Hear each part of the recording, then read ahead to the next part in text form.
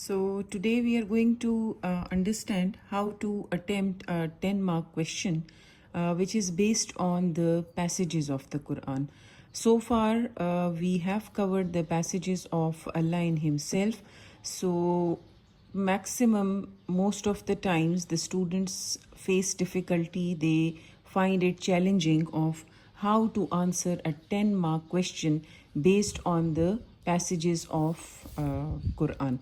Okay, so first and the foremost thing that I'd like to tell you, it is that bache, if you have not understood well the passages of Quran in your own way, so you might not be very successful in answering the 10 marker questions based on the passages. Okay, so first of all you need to be understanding the tips and tricks of writing the theme and importance of the passage, and then you can easily answer. This is not very hard, but unless and until you have understood question number 1, you cannot answer question number 2. Okay, today we are referring to a simpler question. Otherwise, whenever you are given a question which is based only upon the passages, so then you should be picking 3 of the passages. But here in the question we are only being asked the 2 passages which have been given in front of you, and those passages are Ayatul Kursi, and the other one is Surah 112, which is Ikhlas. Okay?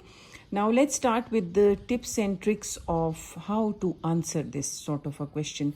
So first thing first, you will be writing an introduction. Okay? How are you going to write an introduction? Ek aur cheez bache, I cannot write the whole answer for you over here. I can just share the tips that a Cambridge examiner requires from you how to answer this sort of a question. So only those tips are going to be shared in today's video.